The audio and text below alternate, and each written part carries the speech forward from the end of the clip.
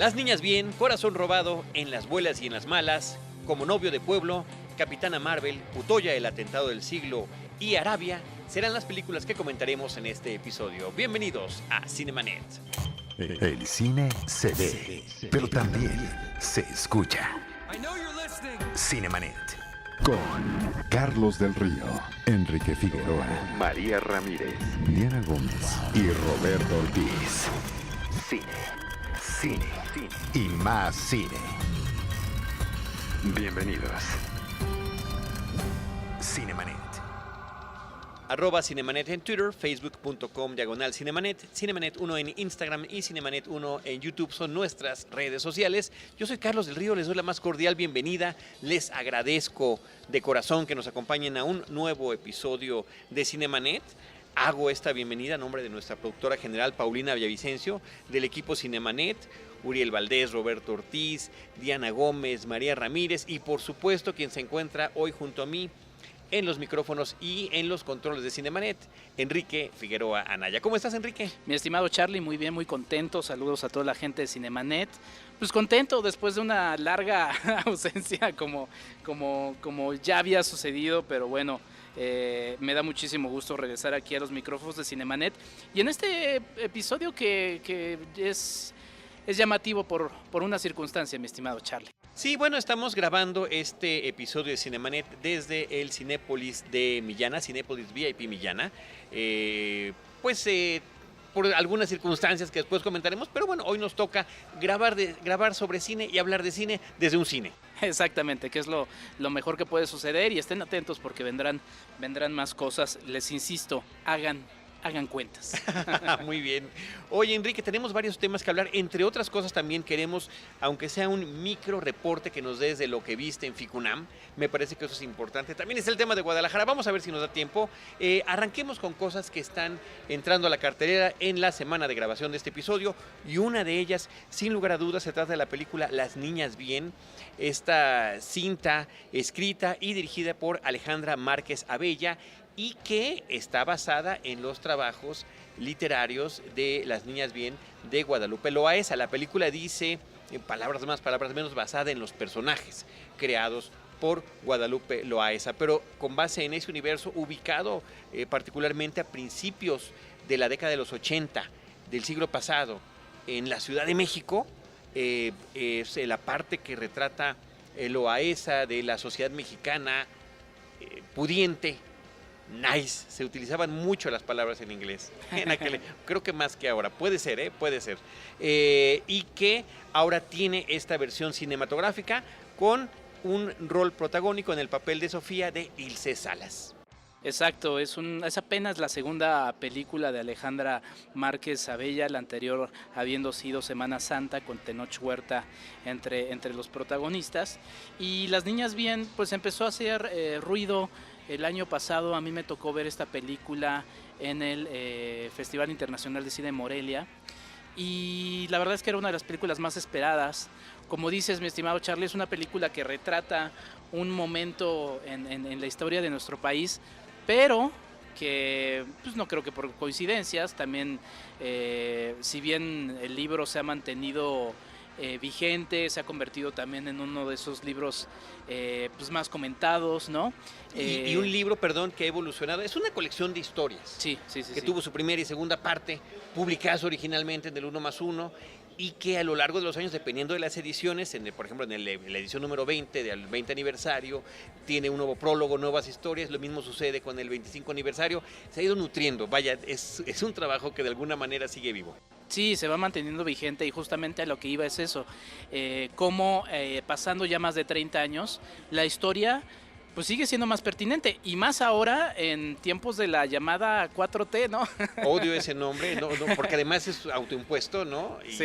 En fin. Pero bueno, en tiempos del nuevo gobierno que está en nuestro país, en México, para la gente también que nos escucha de fuera, creo que queda más que vigente.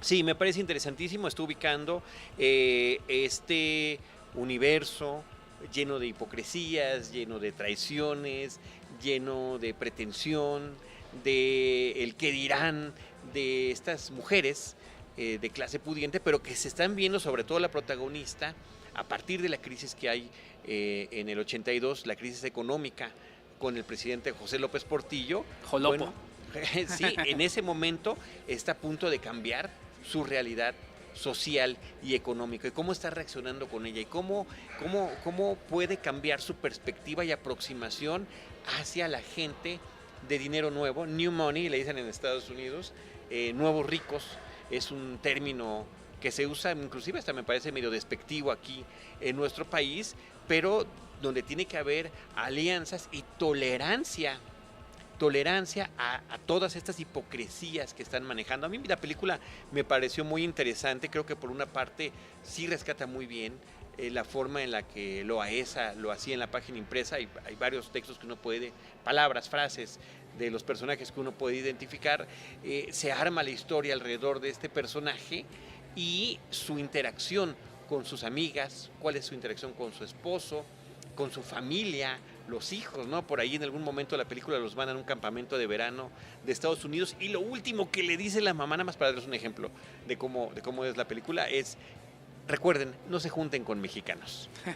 Sí, es correcto.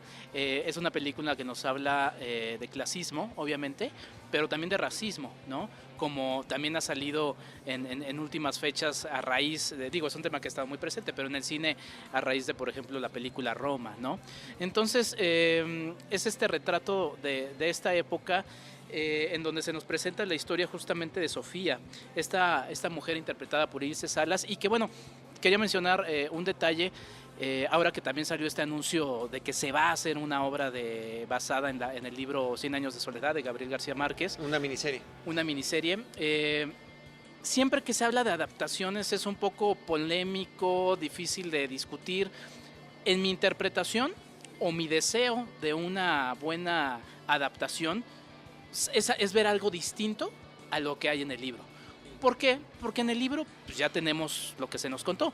Entonces creo que en este caso quizá por ahí podrían ir algunos de los puntos o asegúnes al respecto de la obra de Loaesa, pero pues veámoslo justo como lo que es, una obra que nace a partir de este libro, que no necesariamente tiene que ser el libro plasmado en cine, y que creo que en ese punto cumple con el objetivo. Absolutamente, absolutamente. Me gusta mucho también el trabajo de fotografía, de edición, de sonido que tiene la película. El arte. El arte es una película que sí tiene su propia personalidad en lo que respecta a su narrativa cinematográfica. Es decir, hay momentos que estamos viendo una imagen pero estamos escuchando otra cosa. Está esta superposición de tiempos entre lo que escuchamos y lo que vemos. Una cámara que utiliza estas tomas en primer plano para ver todo lo demás borroso, ¿no? En fin, tiene un muy bonito manejo fotográfico que hay que reconocer, y también el histriónico. Cassandra Changuerotti y Paulina Gaitán están entre el círculo de amistades, no diríamos amigas per se, de esta mujer Sofía, y Flavio Medina interpretando a su esposo. Como el pobre marido víctima de este matrimonio, que además, ahorita que hablabas de la fotografía, hay escenas muy puntuales en las que vemos la soledad, porque también de eso se trata el cine, ¿no? De ir identificando el lenguaje cinematográfico, en todo, que no solamente son los diálogos, lo que se nos dice, sino también lo que se nos presenta. Y por ejemplo, escenas donde vemos en soledad el personaje de Ilse Salas a Sofía, con su mascarilla, ¿no? Hay una muy puntual que me acuerdo y que me gusta mucho, en donde ella está viéndose en un reflejo de espejos, solo viéndose a ella, ¿no? Sí. Porque todo gira en torno a ella. Y están ubicados en un semicírculo, justamente para tener todas sus perspectivas. Exactamente, esa escena me gusta mucho. Y bueno, ya que hablabas del elenco, Paulina Gaitán siendo este personaje de Nueva Rica, de una piel morena, ¿no? Que contrasta con la piel blanca de los personajes de Cassandra Changuerotti. Con la piel y ojos claros. Y ojos claros, además, en este mundo en el que dices, y por eso sigue siendo tan vigente más en estos momentos. Tristemente vigente. Por este rompimiento de las clases sociales, de cómo es posible que ahora esta mujer, no les plantearé más de la película, pero en esta crisis se van rompiendo muchas cosas. Ahora que estamos, por ejemplo, recordando los 25 años del 94, que fue un año muy similar en cuanto a crisis política. Lo menciono porque ahora viene la serie de Colosio y demás, ¿no? Pero bueno. Sí, así es. Pues bueno, pues ahí está una recomendación muy interesante de cine mexicano, escrito y dirigido y fotografiado por mujeres, basado en una obra de una mujer. Me parece muy interesante este proyecto. Es Las Niñas Bien. Quería nada más anunciar algo y mandarle un saludo a la gente de Cine Premier, que también ahí nos hermanan muchas cosas. Mencionaban ellos que en México hay un porcentaje, quizá por la forma en la que se mueve la industria mexicana, de una mayoría de directoras mujeres que en la industria de los Estados Unidos.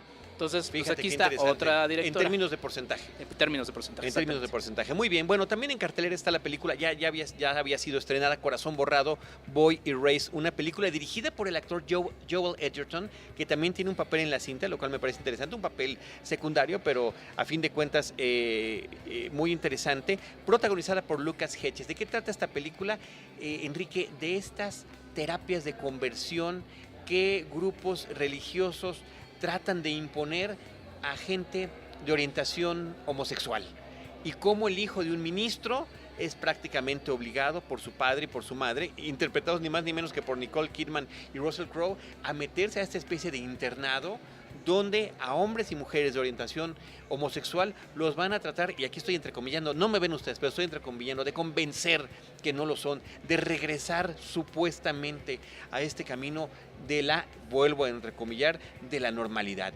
Y trata de, pues, toda esta serie de abusos físicos y psicológicos que finalmente están ocupando a estas personas, basada en un hecho de la vida real, y que pues bueno, no deja de preocuparnos. Una película muy interesante en términos de la narrativa que tiene, y justamente el director de la película, Joel Edgerton, es como el que lleva este centro, ¿no? Es como el director de este programa para tratar de quitar eso. Y aquí nos habla también de soledades, también de las diferencias que puede existir entre puntos de vista y las soledades que están viviendo estas personas, y cómo de repente a través de estos tratamientos pueden confundir a las personas, ¿no? Y hacerlos dudar de su propia identidad. De eso va la película. Pues es un tema muy fuerte, que por lo menos aquí en el cine, pues digo, lo vimos, la verdad, y como una subtrama bastante malita en Hazlo como hombre.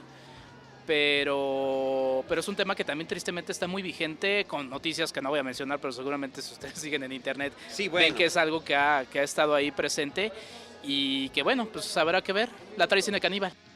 Ahí está. Bueno, ¿no? Pues Boy Erased, Corazón Borrado, que continúa en la cartelera. Por otra parte, dos películas de comedia que me parece sería interesante comentar de manera consecutiva, sobre todo porque ambas llegaron, Enrique, a la cartelera de manera simultánea hace algunos días. Me refiero a las comedias En las buenas y en las malas y Como novio de pueblo. Si te parece bien, podemos empezar con En las buenas y en las malas, de Gabriel Barragán Senties.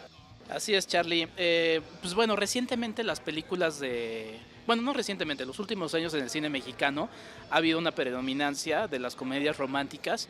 En el caso de Las buenas y las malas, si bien sí no deja de ser una comedia y también está metido el tema romántico, creo que tratan de darle un giro no espectacular, no muy salvaje, sino una vueltecita dentro de todo lo que se hace en este género. Y es justamente los productores de Una mujer sin filtro, Hazlo como hombre, Sacúdete las penas, El habitante, y ya veremos que sí son películas que entre sí tienen similitudes, pero que también pues han intentado hacer algo distinto. Estoy hablando de la productora VH5, y es la ópera prima del mexicano Gabriel Barragán Senties. Nos presenta a la pareja, que es interesante, es una pareja de la vida real, Suria Vega y Alberto Guerra, Suria como Valeria y Alberto como Sebastián. Son personajes que deambulan por ahí de los 30 años, están en una relación que parece que es sólida, pero mientras ella de alguna manera trabaja en un café, en un restaurante para pues poder pagar su renta mensual, Sebastián se queda sin trabajo y regresa a casa de sus papás. Ahí empiezan un poco los problemas en esta relación y se suma el embarazo de Valeria, que llega en un momento bastante inoportuno para los dos y que los va a poner a prueba. Sí, los típicos clichés del género, sí también el asunto de que pues, alguien pondrá ahí a prueba el amor, ¿no? Ya sabes, alguien que sonsaque en este caso al personaje de Sebastián, las dudas por parte de la familia, en fin, van muchos elementos, pero creo que es una película que se mantiene en lo que es y que además también pues, da un punto ahí de reflexión justamente sí para un público muy específico que podría ser el de los treintañeros, el de los cercanos a esa edad, que además en estos tiempos que vivimos pues parece que las cosas son menos ciertas que antes, ¿no? Y pues creo que en ese sentido cumple la película, tiene algunos elementos musicales ahí y bien. Creo que hasta ahí, o sea, no busca más la película, pero cumple con lo que es. Y pues ahí está la respuesta en la taquilla. Sí, bueno, pues en la misma semana en la que se estrenó esta película de Las Buenas y en las Malas, donde quedó con un buen lugar de taquilla, le siguió inmediatamente después en taquilla la película Como novio de pueblo, escrita y dirigida por Joe Rendón, protagonizada por José María de Tavira, que pues es un actor que ha participado en todo tipo de películas y en este caso está incursionando de lleno en la comedia. Y me parece que ese podría ser quizás no precisamente el género que mejor le siente a este joven que es atractivo, gusta a las mujeres, participa en muchas producciones. Sin embargo, la forma en la que él interpreta su personaje pues me dejó como la impresión de que estaba imitando a otro tipo de actores en lugar de estar buscando su propia identidad en esta vena cómica en particular. La película trata de un joven que está a punto de casarse y justamente la noche previa a la boda, la novia le dice que está teniendo dudas sobre este enlace matrimonial que están a punto de consumar y finalmente, pues al día siguiente, y eso es la premisa de la película, ya está también en el tráiler de la película, lo dejan plantado en la boda. Él se hunde en una depresión tremenda y tienen que ser sus primos, amigos, dos de ellos quienes lo rescaten y traten de distraerlo, se lo llevan a Puerto Vallarta, donde él se reencontrará con un amor del pasado. Y a través de una serie de encuentros y diferentes historias que plantea la película, ¿no? Personajes que encuentran del pasado, hay una serie de conexiones de ellos que han crecido a lo largo de su vida como familia y como amistad, forjándose entre sí y qué cosas los van a reconectar a través de esta experiencia y la posibilidad o no de regresar con esa mujer o a dejar ese asunto por su lado. Es un humor simple, es un humor sencillo, no ni siquiera grosero diría yo, porque a veces que muchas películas de este corte se basan en lo escatológico también, lo escatológico y todo ese tipo de cosas. No, esta realmente es una película sencilla, trata de tener inclusive su mensaje, pero me parece que es una película menor, un divertimento ocasional, que como dirían algunos amigos, está bien como para ver en el camión de México a Puerto Vallarta, ¿no? Tal vez, porque sí, además como es la locación de la película y seguramente recibieron muchos apoyos del Estado, aparece en un papel protagónico los lugares icónicos, los restaurantes, las playas y demás de este lugar. Así que bueno, pues ahí está la película Como novio de pueblo. Recientemente, hace 2 años, pudimos ver a José María de Tavira. A mí me tocó verlo en Qué pena tu vida, donde también hacía un papel cómico. También siento que no encajaba, pero bueno, si quieren verlo, yo creo que la recomendación es verlo en una película que ya cumple 11 años, que es Arráncame la vida, en donde justamente pues ahí ganó muchas fans también y donde creo que hace una buena actuación. Ya 11 años. Ya 11 años. Fíjate que aquí en esta me parece que está como tratando de imitar voluntaria o involuntariamente a Derbez.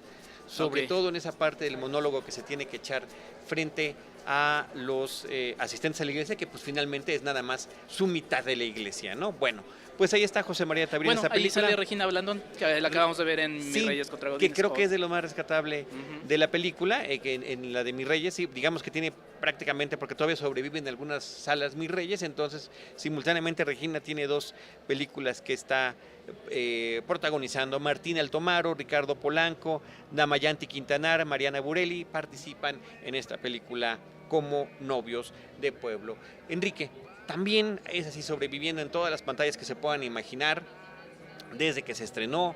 Capitana Marvel, que si mis cuentas no me fallan, y espero que no, es la película número 21 de este universo cinematográfico de Marvel Comics, que además ha tenido y pasado por diferentes etapas, y que a pesar de ser una precuela, porque está ubicada en los años 90, me parece que en particular en 1995, bueno, pues es una película que lo que está intentando hacer es ser un puente, un preámbulo para la nueva película de los Vengadores, de Avengers, que llega este mismo año, que se llama Endgame, y donde a través de esta historia ubicada en el pasado, pues nos empieza a conectar diferentes puntos, de dónde proviene la iniciativa Avengers, cuál es el origen de los agentes de Nick Fury, por ejemplo, inclusive cómo pierde su ojo.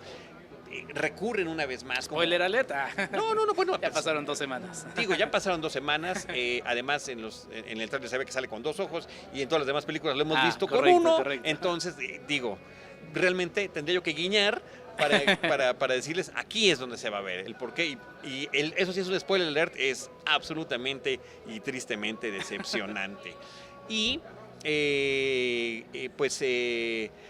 hacen uso de esta tecnología que ya han utilizado en varias películas de Marvel, de rejuvenecer a través de la magia digital a los personajes. Ya lo han hecho con Michael Douglas, con Robert Downey Jr., ahora le toca a Samuel L. Jackson, pero bueno, en las otras veces habían sido en algunos fragmentos de la película, aquí es en toda la cinta, lo cual me parece interesante, curioso, hasta que se te olvida de repente que lo estás viendo joven. Sí, hay un fenómeno que no me gustaría dejar de mencionar alrededor de la película de Capitana Marvel, que fue toda la parte previa. Por ahí había anuncios de que podía haber un boicot en redes sociales, la gente estaba como muy molesta con ciertas declaraciones que había hecho Brie Larson, la protagonista de la película. Y reflexionaba, y creo que esto da para otro tipo de programa, otro tipo de texto, lo que sea que vayamos a hacer al respecto, porque yo lo tengo como tema en mi cabeza. Es que de alguna manera todo lo que a lo largo de la historia de Disney, y fíjense que yo no soy el más fan ahorita de lo que ha hecho Disney, pero siempre ha sido atacado o por el ala más progresista, por así decirlo, o como por el ala más conservadora. Entonces, digamos que es algo que siempre ha pasado, y en este caso, pues, de que hubo ahí una polémica previa a la película, previa a poder ver la película, de eso no hay duda.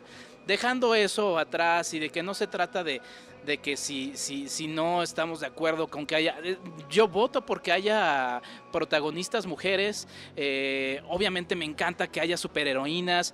Te platicaba Charlie que a mí me tocó verlo, y le mando un saludo grande a Ligia y a sus 2 pequeñas, con 2 niñas más, o sea, 3 mujeres viendo, yo rodeado ahí la película. De Girl Power, estabas rodeado de Girl Power. Exactamente, y era muy emocionante en ese aspecto, pero creo que hubiera sido más interesante, Charlie, si hubiera sido con una buena historia. Película, sí, un buen sustento.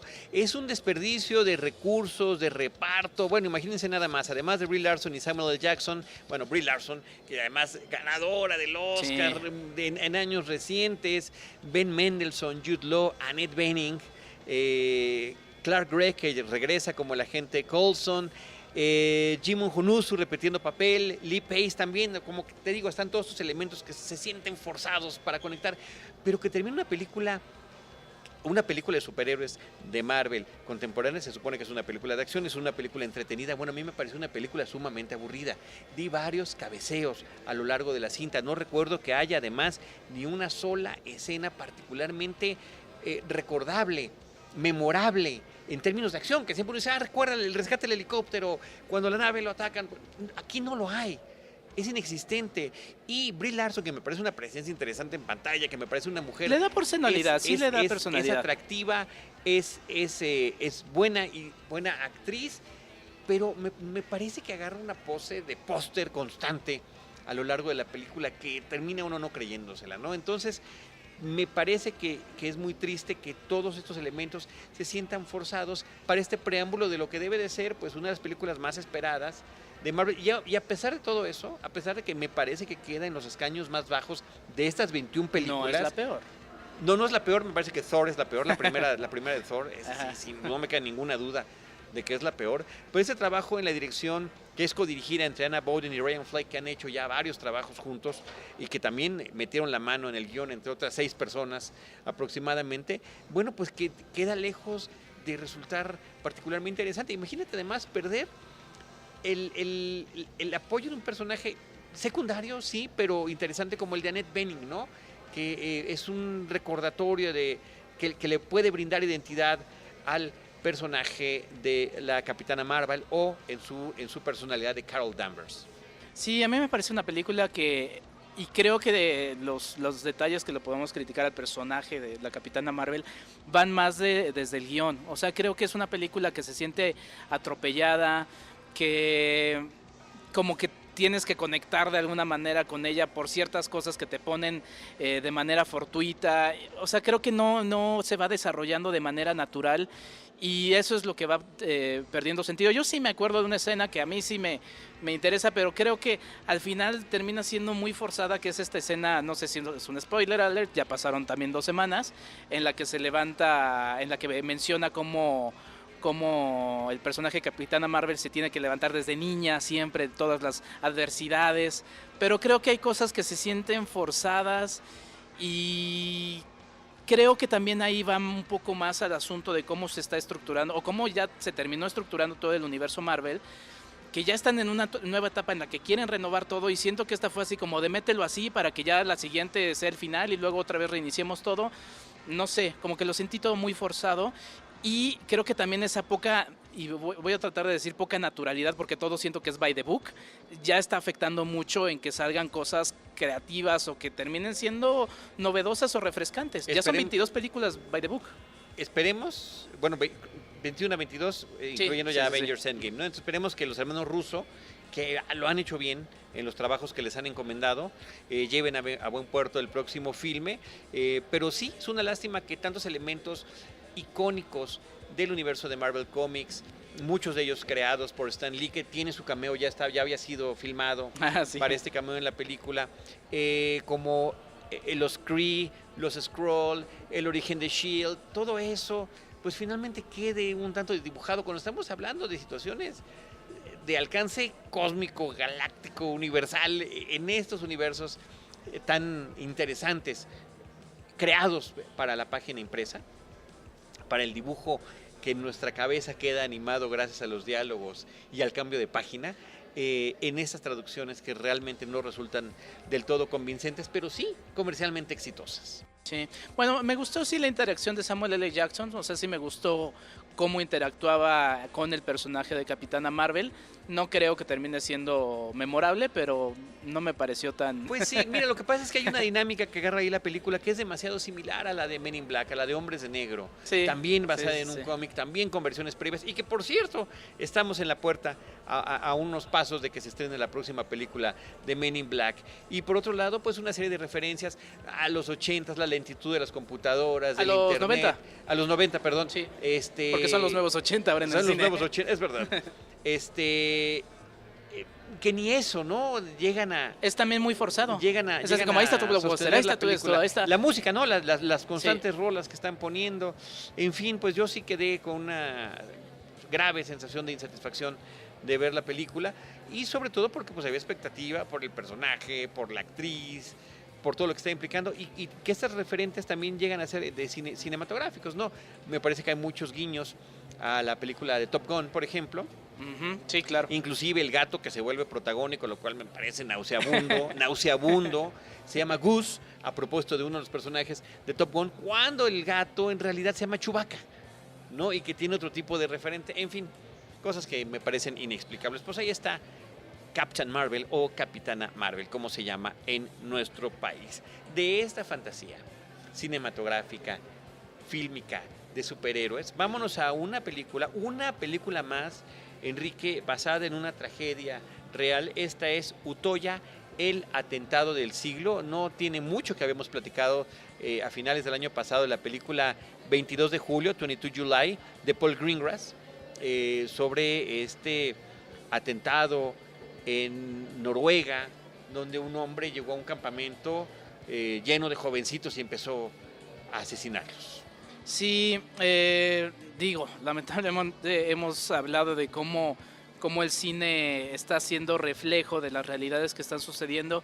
En este par de semanas pues han sucedido ataques de tipo terrorista bastante graves. Bueno, todo tipo de ataque terrorista bastante grave. Pero bueno, esta, justo como decías, aterriza en la pesadilla de la isla de Utoya, en Noruega, que duró aproximadamente 72 minutos. Para darles números, hubo 77 muertos, 99 heridos con gravedad y más de 300 chicos con secuelas psicológicas importantes. Y físicas. Y físicas, sí, naturalmente. Entonces, bueno, esta película nos presenta en primer plano a Kaya, que es interpretada por Andrea Berntsen, y el personaje de Kaya está en esta isla que es un campamento de verano.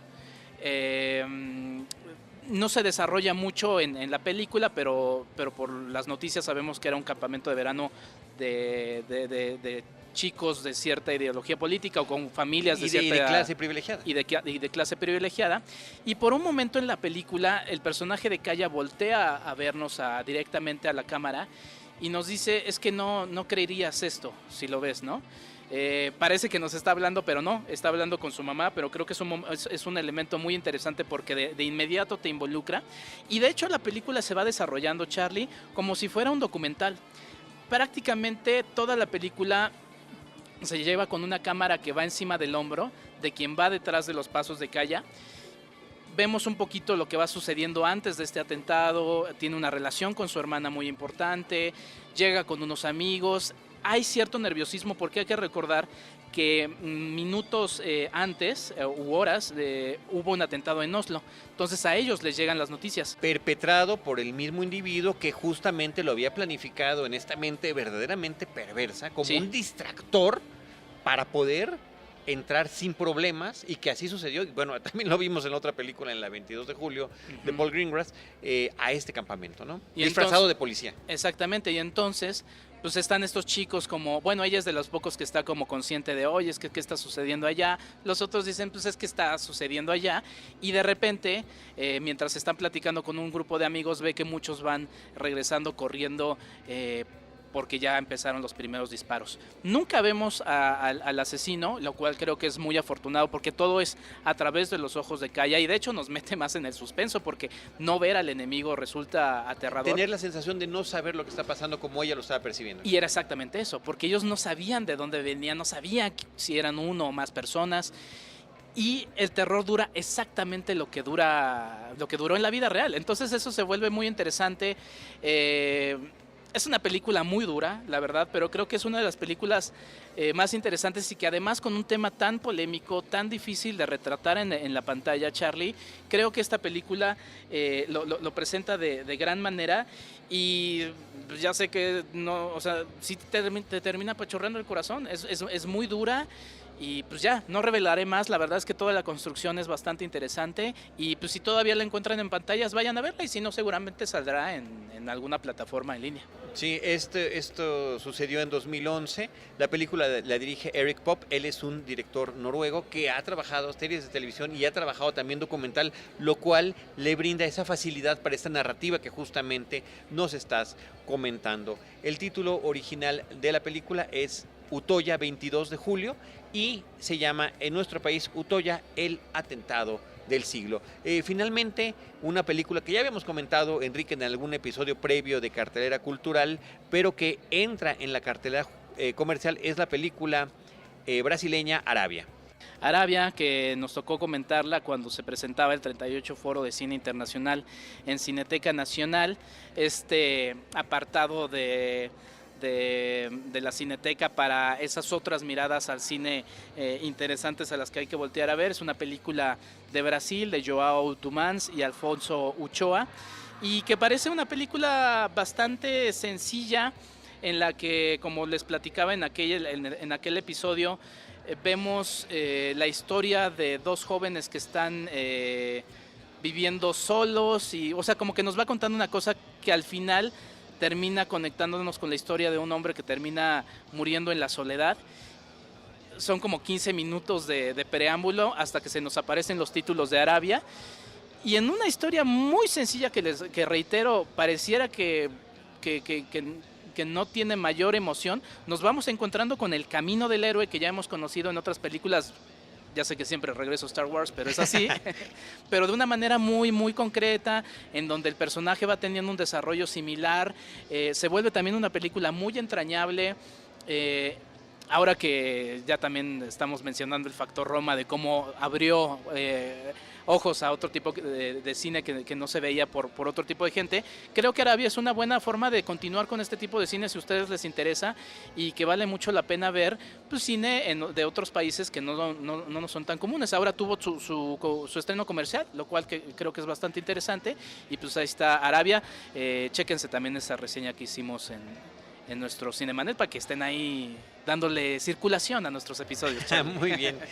Película codirigida entre Joao Dumans y Afonso Uchoa, que ambos son los que la escribieron en conjunto. Pues ahí están las películas de cartelera. A mí me gustaría, Enrique, que nos dieras, así como dijiste de manera concreta, un resumen o una serie de recomendaciones de lo que te dejó la última edición de FICUNAM en este 2019.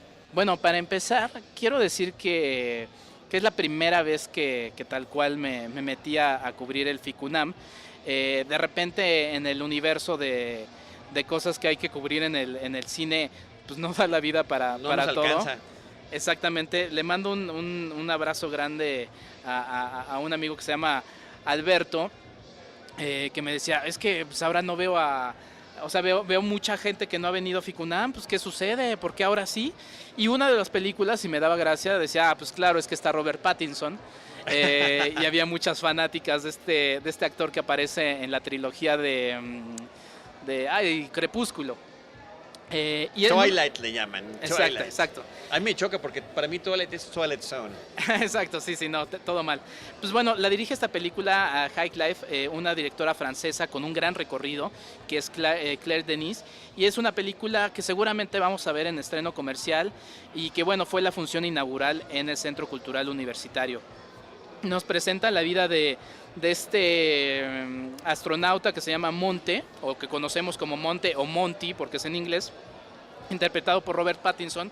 Y la primera escena es bastante interesante porque él está en una nave espacial arreglando algo que se acaba de desprender, y mientras está sucediendo eso está comunicándose con una bebé que está en una como cuna, y le está tratando de decir cosas para que se tranquilice porque la bebé está ahí un poco inquieta.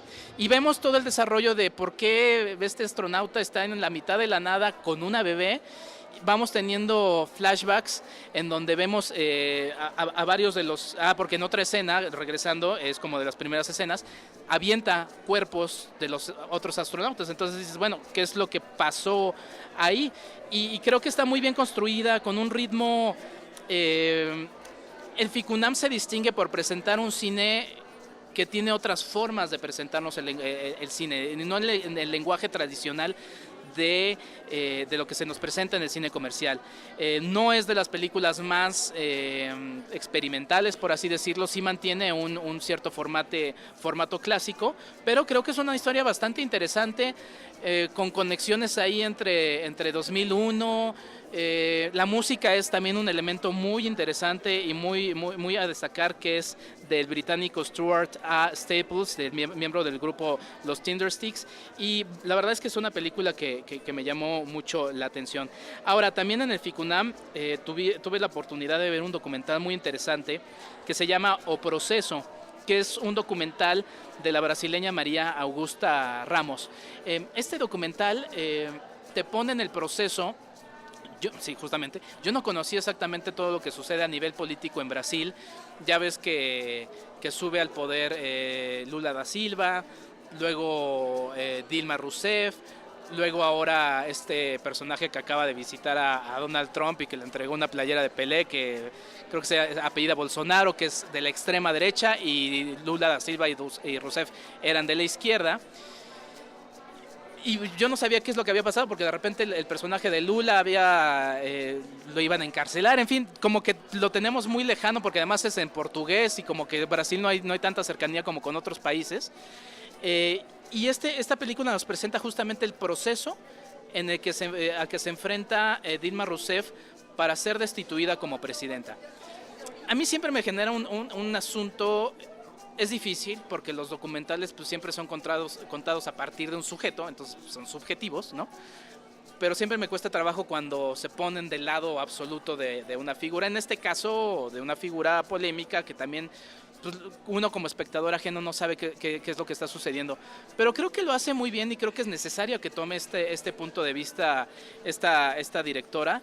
Y nos presenta un documental bastante interesante que abre mucho los ojos sobre lo que la directora pone como tesis, es un golpe de Estado, ¿cómo le llaman? Un golpe de Estado como legal o sistemático, es muy interesante. Otra película que me llamó mucho la atención es ¿Qué vas a hacer cuando el mundo está en llamas?, de Roberto Minervini, que a mí no me gustó esta película, la que no estuvo nominada, bueno, la que estuvo con Regina King en los Óscares. Ajá, que ganó finalmente el Óscar a Mejor Actriz de Reparto. Y a mí no me gustó tanto la película como a ti. Esta toca el mismo tema. Muchísimo. Toca el mismo tema, pero en un documental retratando... Si la colonia hablara. Si la colonia hablara. If Beale Street Could Talk. Y este documental otra vez se mete en la sociedad afroamericana de los Estados Unidos. Es un documental. Cuando el mundo esté en llamas. ¿Qué haremos cuando el mundo esté en llamas? Presentando a dos chicos afroamericanos, a una señora que es parte de este nuevo partido de los Pantera Negra, que tuvo su inicio hace más de 50 años, y también a una señora que también afroamericana que está tratando de defender su bar. Y nos va presentando y otro hombre que también está defendiendo las tradiciones. Entonces nos presenta estos 4 retratos en un Estados Unidos muy complejo todavía para ellos, pero que además pues, nos presenta todo el rezago, todo lo que han tenido que cargar ellos. Y pues sí, nos quedamos con esta sensación de que ¿qué haríamos cuando esté en llamas? Pues es que ya está en llamas el mundo, ¿no? Y luego otra película que me gustó mucho fue Teret.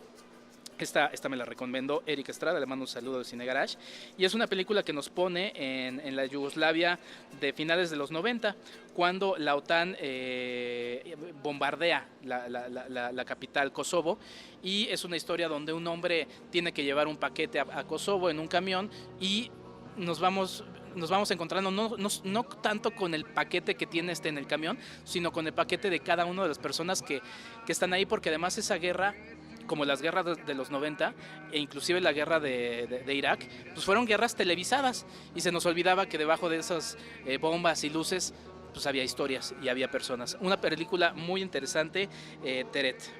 Y pues bueno, ese fue un poco el recorrido, mi estimado Charlie. Otra es Cómprame un revólver, que es de Julio Hernández Cordón, que seguramente platicaremos rumbo a los Ariel, porque es una película también muy interesante, muy breve, así que nada más diré que me llamó mucho la atención. Y justamente ahora que hablamos de Capitana Marvel, aquí vemos a una mujer, en este caso una niña, pues en un papel muy bien construido, muy interesante para quienes quieren ver a mujeres, pues no sé si empoderadas, pero la verdad es que vale mucho la pena esta película en ese respecto. Bueno, pues ahí está esta serie de recomendaciones que nos hace Enrique. No son todas las que viste, son las que estás recomendando. Sí. High Life o Proceso, ¿Qué vas a hacer cuando el mundo esté en llamas?, Teret y Cómprame un revólver. Y de la cartelera comercial nosotros platicamos de Arabia, Utoya, El atentado del siglo, Capitana Marvel, Como novio de pueblo, En las buenas y en las malas, Corazón robado y Las niñas. Bien, muy bien. Pues con eso nos vamos a despedir, estimado Enrique, agradeciendo a todos los que nos han acompañado en este episodio. Por favor, recuérdanos tu red social. Me pueden seguir en Enriquefa86, ahí podemos seguir platicando de cine, y pues nosotros en un ratito ya nos vamos por palomitas aquí en el Cinépolis. ya casi están por llegar. Muchísimas gracias a Manuel Marín, gerente en turno de este complejo Cinépolis VIP Millana, por sus atenciones. La verdad que ha sido gentilísimo con nosotros, con los temas de darnos toda la logística para podernos instalar en este espacio. A todos ustedes, gracias por habernos acompañado. Yo soy Charlie del Río y les recuerdo que les estaremos esperando en nuestro próximo episodio con Cine y más Cine. Cinemanet. Con Carlos del Río, Enrique Figueroa, María Ramírez, Diana Gómez y Roberto Ortiz. El cine se ve, pero también se escucha.